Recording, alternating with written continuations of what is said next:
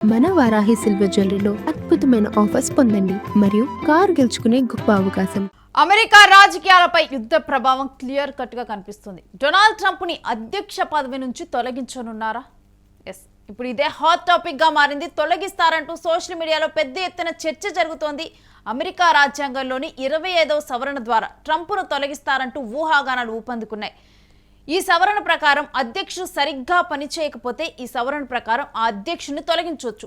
ఇప్పుడు Donald Trump కూడా సరిగ్గా అమెరికన్స్కి అక్కడ ఉన్నటువంటి వారికి, మిగిలినటువంటి దేశాల్లో వారికి కాదు, ఆ దేశంలో ఉన్నటువంటి వారికి కూడా అసంతృప్తిని కలగజేస్తున్నారు. ఇప్పుడు అమెరికాలో యుద్ధం తరువాత కనుక చూస్తే రేట్లు బాగా పెరిగిపోయాయి. ఇవన్నీ పరిస్థితులు కూడా అక్కడ ఉన్న వాళ్ళలో డొనాల్డ్ ట్రంప్ మీద అసంతృప్తిని తీసుకొని వస్తున్నాయి. ఇంకా ట్రంప్ తీసుకుంటున్నటువంటి నిర్ణయాలు, అవలంబిస్తున్నటువంటి విధానాలు ప్రజాస్వామ్యానికి కొంత వ్యతిరేకంగా కూడా ఉన్నాయి. సో ఇవి కూడా అక్కడ ఉన్నటువంటి వారికి అసంతృప్తిని కలగజేస్తూ ఉన్నాయి.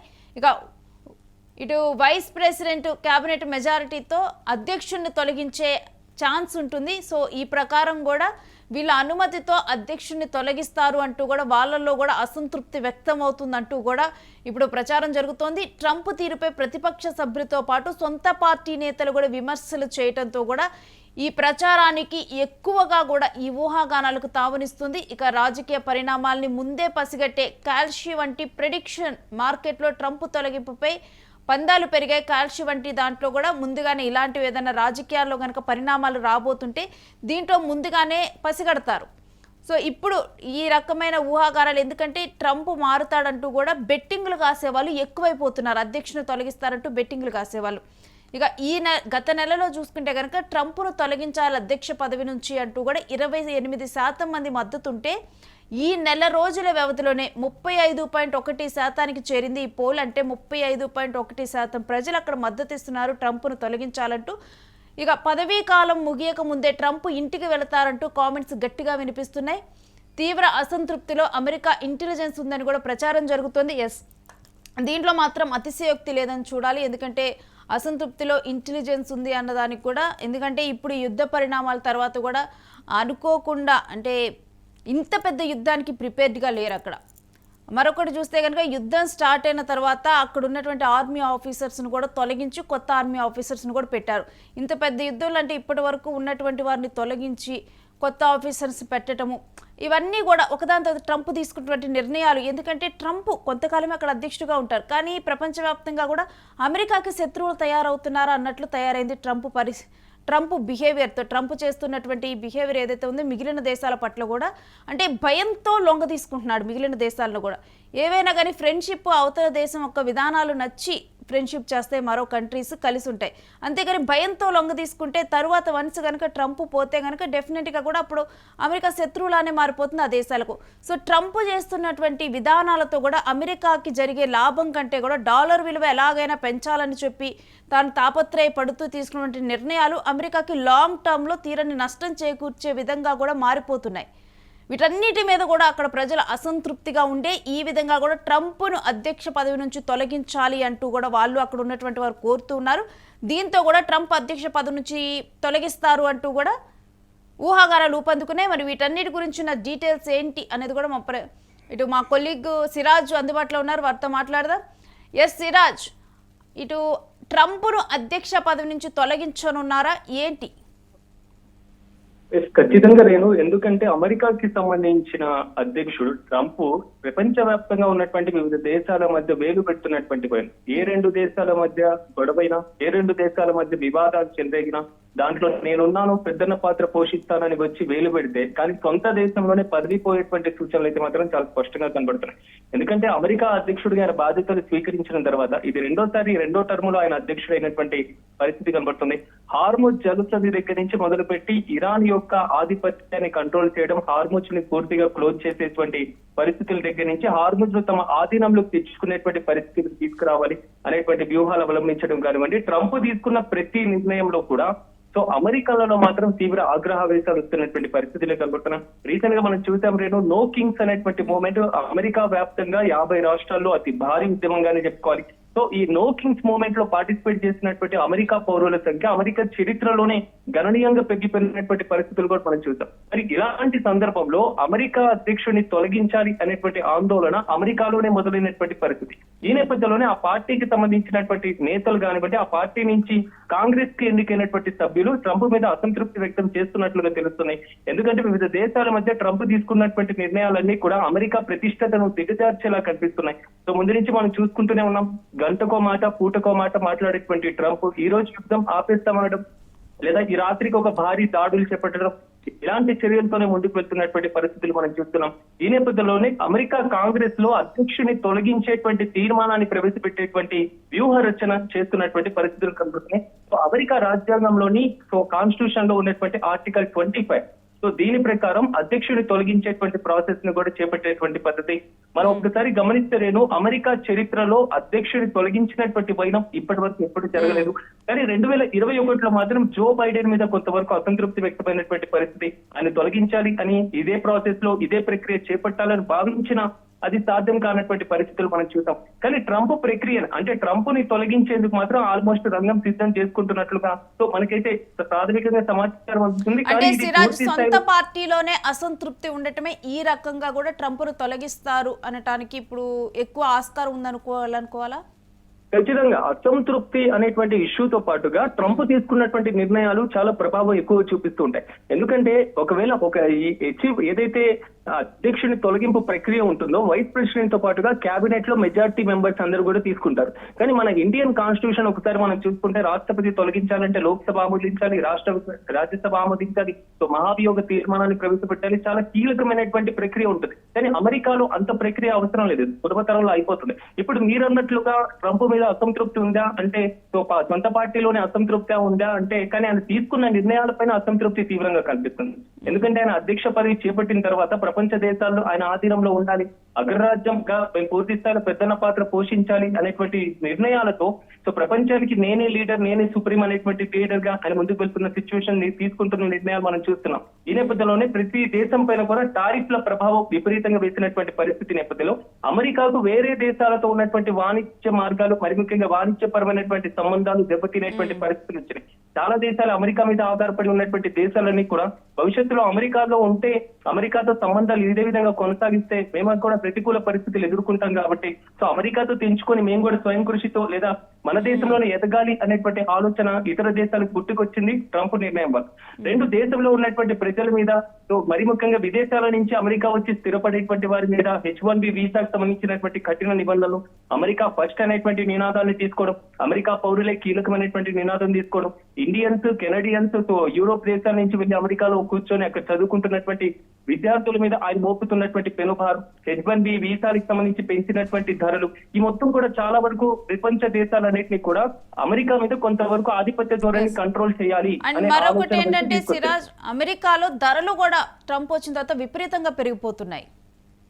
సో ఖచ్చితంగా, ఎందుకంటే ఇప్పుడు హార్మోజ్ జలసంధిని క్లోజ్ చేసిన తర్వాత నెక్స్ట్ ఎర్ర సముద్రాన్ని క్లోజ్ చేసేటువంటి ఆలోచనలో ఇరాన్, హోతీలు కనబడుతున్న పరిస్థితి కనబడుతున్నాయి. అది సెకండరీ ఇష్యూ.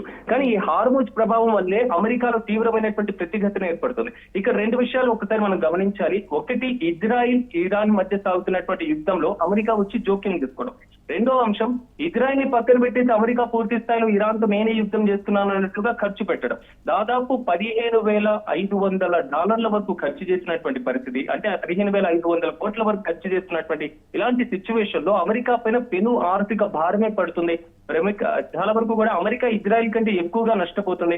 అమెరికాకు సంబంధించినటువంటి అత్యాధునిక యుద్ధ నౌకలను, మరి ముఖ్యంగా యుద్ధ విమానాలను కోల్పోతుంది. అంటే ఇజ్రాయిల్ పక్కన పెట్టేస్తే అమెరికానే తీవ్ర నష్టాన్ని చవి చూస్తుంది. At the same time Iran కూడా అమెరికాని తీవ్రంగా ప్రతిఘటిస్తుంది. F-13, F-35, F-10, A-10 ఇలాంటి కీలకమైనటువంటి యుద్ధ విమానాలన్నీ కూడా కూల్చివేస్తుంది. అమెరికాకు సంబంధించినటువంటి ఏదైతే పైలట్లు ఉంటారో వారిని కూడా పూర్తి స్థాయిలో బంధించడం లేదా ప్రాణ నష్టం జరగడం లాంటివి చేస్తుంది. మూడోది, గల్ఫ్ దేశాల్లో ఉన్నటువంటి అమెరికా బేస్ల మీద కూడా దాడి చేస్తుంది. అంటే ఈ మొత్తం వ్యవహారం చూసుకున్న తర్వాత అమెరికా యుద్ధంలో జోక్యం చేసుకున్న తర్వాత అమెరికా పరువు పోతుంది.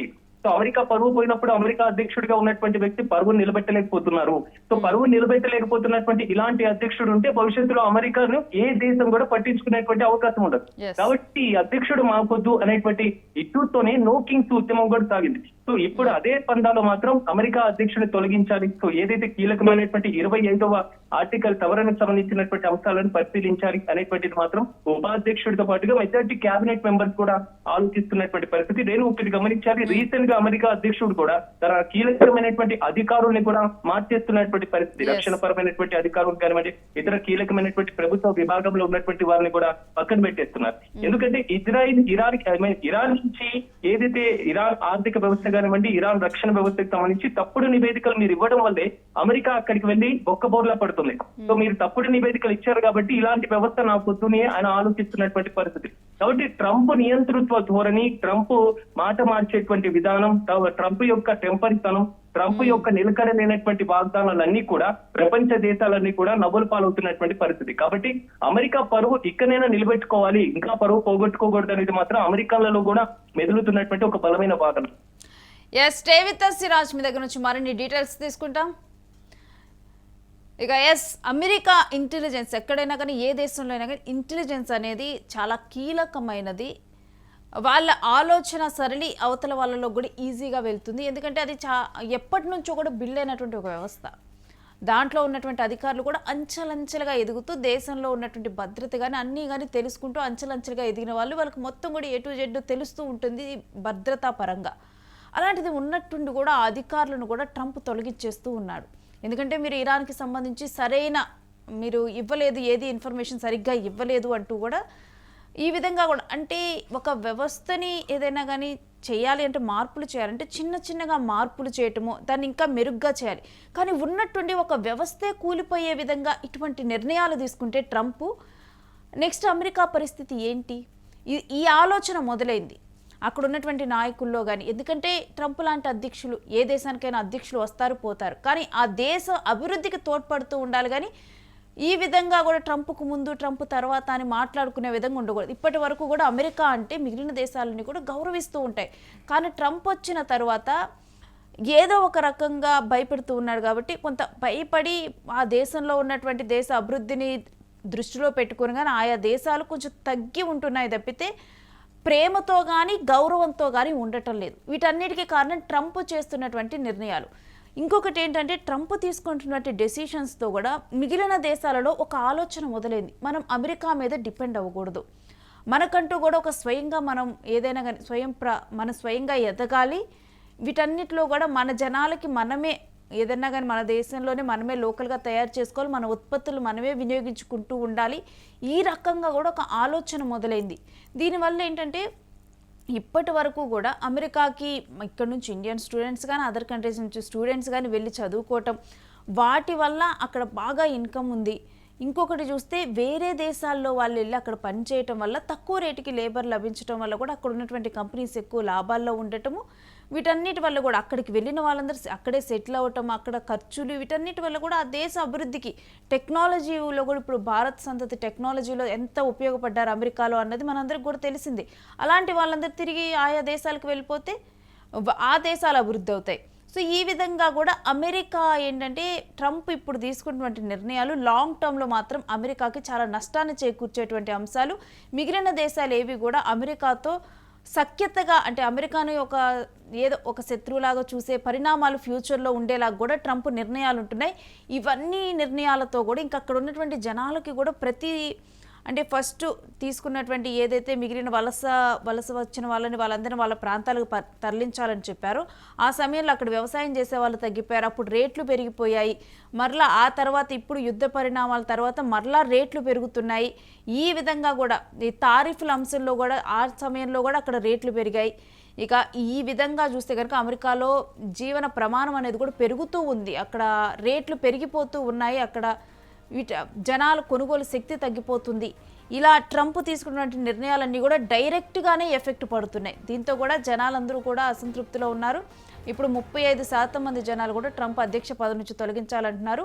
ఎక్కడైనా కానీ అధ్యక్ష పదవిలో ఉన్న వాళ్ళకు సొంత పార్టీలో ఉన్నటువంటి వారు సపోర్ట్ ఉండాలి. కానీ ఇక్కడ సొంత పార్టీలో ఉన్నటువంటి వారు కూడా ట్రంప్ మీద అసంతృప్తిని వ్యక్తం చేస్తున్నారు. ఇక దీంతోనే ఈ ఊహాగానాలు బాగా వినిపిస్తూ ఉన్నాయి. ఈ ఆర్టికల్ని అయితే పరిశీలిస్తున్నట్లుగా తెలుస్తుంది. మరి ట్రంప్ ఏమి, మరి మనందరికీ తెలిసిందే ట్రంప్ అంత తక్కువ వాడేం కాదు, ట్రంప్ను తక్కువ అంచనా వేయలేము. మరి దీన్ని ట్రంప్ ఎలా ఎదుర్కొంటాడు ఏంటి అనేది చూద్దాం.